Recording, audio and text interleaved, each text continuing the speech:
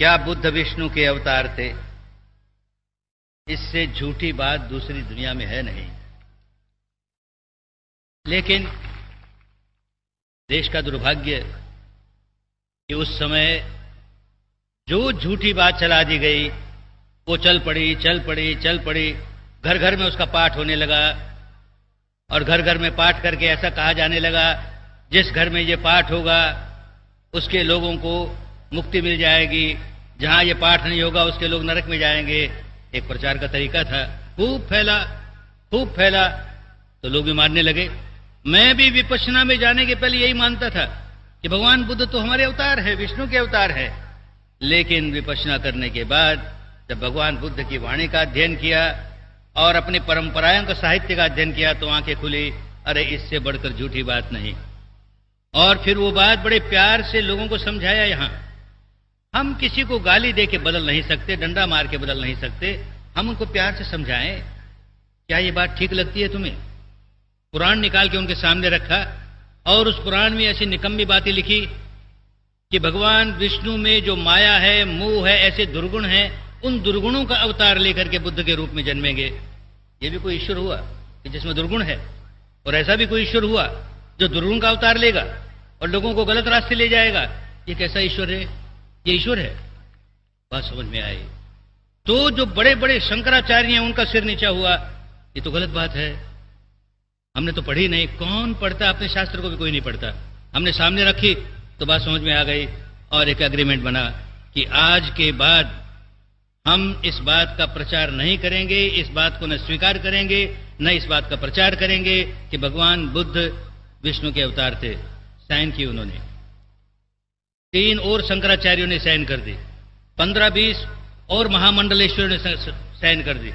और अब हम ये प्रयत्न कर रहे हैं कि हमारे जो भगवान बुद्ध की परंपरा के जो लीडर्स हैं, बड़े भिक्षु हैं हर देश के, वो भी साइन करें और फिर इसका प्रचार करेंगे सारे देश में, लड़ाई करके नहीं, बड़े प्यार से समझा करके कि एक गलत बात शुरू की गई जिसका कितना बुरा परिणाम आया, अब तो उससे छुटकारा पाओ।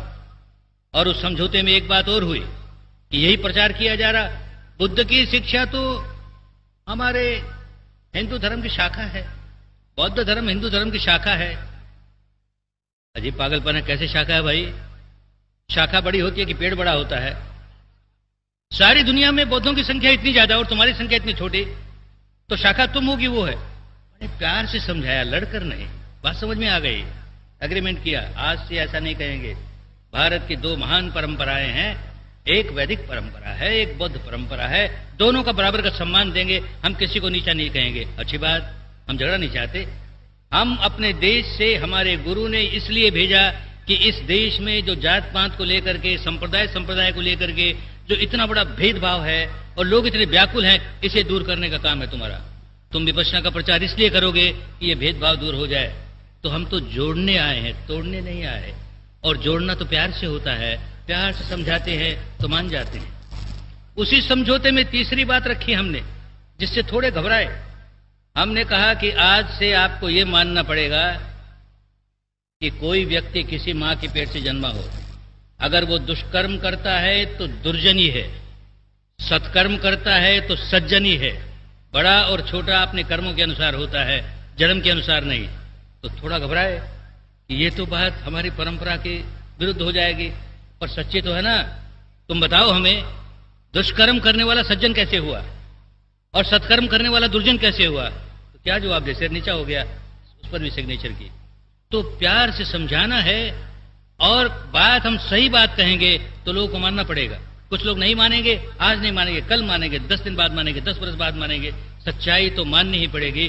बहुत बड़ी संख्या में भगवान बुद्ध की शिक्षा लोगों तक जाएगी तो ये सारे झगड़े फसाद खत्म हो जाएंगे। और उसका एक ही रास्ता है कि लोग ज्यादा से ज्यादा विपश्यना करें, इस सच्चाई को अनुभूति पर उतारें। फिर देखें अपने आप परस्पर स्नेह बढ़ने लगा, मैत्री बढ़ने लगी, सद्भावना बढ़ने लगी।